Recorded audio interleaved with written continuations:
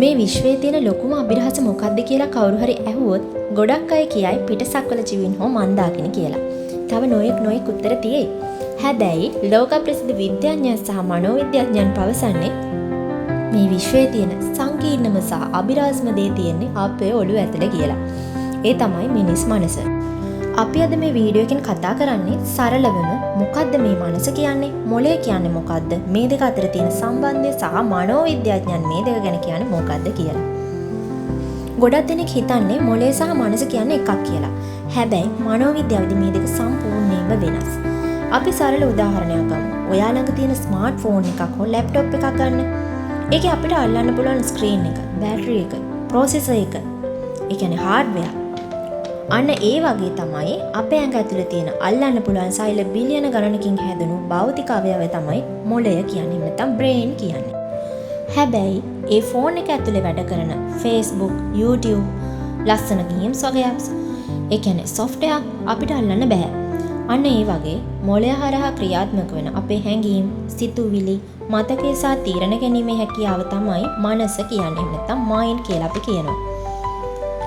මානසික ක්‍රියාකාරීත්වය ගැන කතා කරද්දී නවීන මනෝවිද්‍යාවේ පියා විදිහට සැලකෙන සිග්මන්ඩ් ෆ්‍රොයිඩ් ඉදිරිපත් කරපු අපූර්ව උදාහරණයක් තියෙනවා.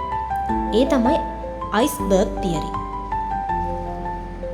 ඔහු අපේ මනස ප්‍රධාන කොටස් දෙකකට බෙදනවා. එකක් කොන්ෂස් මයින්ඩ්. මේක හරියට මුහුදු මට්ටමින් උඩට පේන තියෙන අයිස් කන්දේ පුංචි කොන වගේ.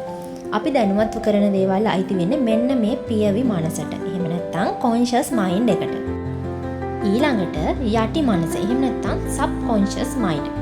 වතුරට ඇඟිලා තියෙන කාටවත් පේන්නේ නැති අයිස් කන්දේ යෝධ කොටස තමයි මේ. අපි කුඩා කාලයේ මතකයන්, බය, ආශාවන් සහ පුරුදු හැංගිලා තියෙන මෙන්න මෙතන.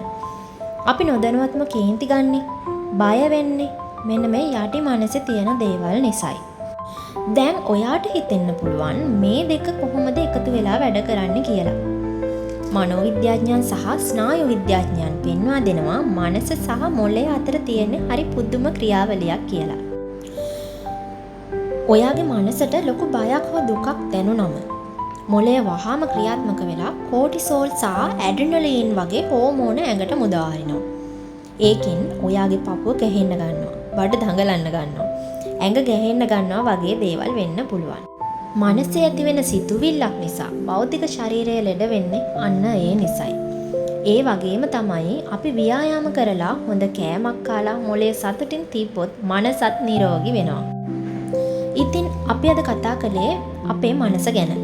අපේ මනස කියන්නේ මොළය හරහා ක්‍රියාත්මක වෙන අපේ මුළු ජීවිතේම පාලනය කරන නොපෙනෙන බලවේගය කියලා. මනෝවිද්‍යාවේදී කියන්නේ ඔයාගේ මනස සංසුන්ව සහ නිරෝගීව තබා ගන්න පුළුවන් නම් ඔයාට ඕනම අභියෝගයකට මුහුණ දෙන්න පුළුවන් කියලා. සබ්කොන්ෂස් මයින්ඩ් පාලනය කරලා අපේ අරමුණු වෙත ළඟා වෙන විදිය අපි ඉදිරි වීඩියෝ එකකින් කතා කරමු. අද වීඩියෝ එක ගැන ඔයා මොකද හිතන්නේ? ඔයාලගේ අදහස් පහලින් කමෙන්ට් කරගෙන යන්න.